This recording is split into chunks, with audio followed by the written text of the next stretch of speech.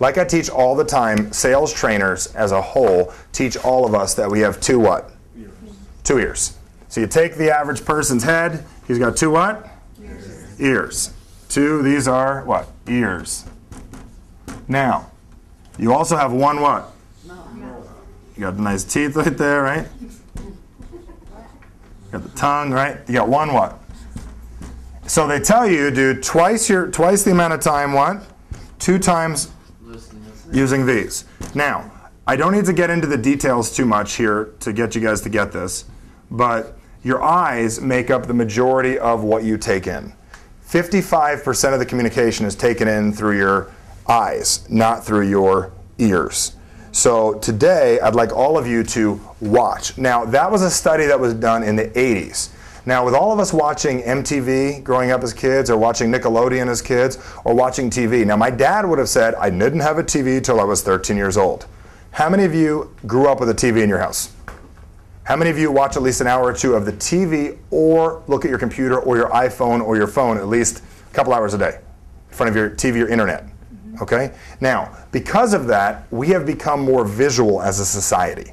So I believe it's more than 55% of our communication is visual. That's why everybody says seeing is believing. You take it in from your visual senses. So don't just listen, watch everything we do.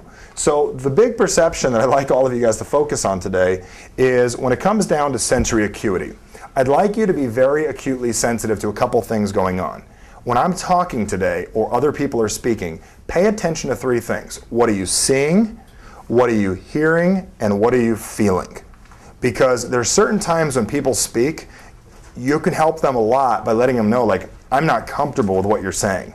They may be the nicest person in the world. They may be a good person. They may have the idea down completely. They may have a great point of view. Yet if you're not comfortable with it at all, what happens is they're not getting their point across. So we have to make sure that we are assisting people with getting our point across by making sure things are comfortable for their ears, their eyes, and make sure that it feels right for them as well. Now, in society, typically the breakdown is more people are visual than not. 70% of society comes from what's called a visual perspective. They're either visual auditory or they're visual kinesthetic. They do almost everything for visual means. Now, we all have backup auditory and kinesthetic. I'm going to explain this later today. And I know I'm going through this quickly. Don't worry about me confusing you guys. I'm going to break all of this down simply later. I just want to make sure we get the frame right today. So we're going to be listening, we're going to be watching, and we're going to be feeling what's going on. Why it's important to be very acutely sensitive is then when you're communicating with people, a lot of times we're so focused on what we're about to say. And we're so focused on what we're saying, we're not watching what? Their reaction to it.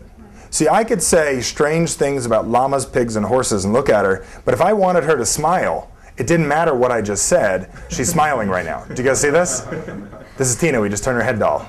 Okay? Do you have Xavier Roberts right here in your butt like the Cabbage Patch Kids? What?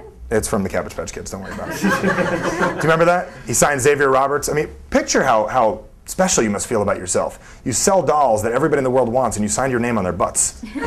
Okay? You don't have that, do you? Okay, cool. So what happens is she's smiling right now. I'm talking about nothing. But if my outcome was to make her happy, who cares what I just said? I got my outcome. Do you guys see this? I'm going to teach you guys how this whole thing works today. That we're usually so focused on saying it what? Right, instead of focusing on we want what we want at the end of the day. Now, at Core Strength, I talked about shell and the core, and I'm not going to get too deep into that here today. But the key is not to be perfect at any of this. To make sure that you're not perfect. Perfect is out. Perfect is 1980s. Perfect is the beginning of the 90s. Perfect is maybe the year 2000. Perfect is not 2009. If you watch what's on TV these days, who's famous and who's not, it is the least likely person you would have picked 20 years ago. I mean, look at our country. I think the whole world is shifting. We have the most famous girl on MySpace, okay, now has a TV show. Okay, all she had to do was get 1 million friends on MySpace, and then she gets a TV show about her falling in love.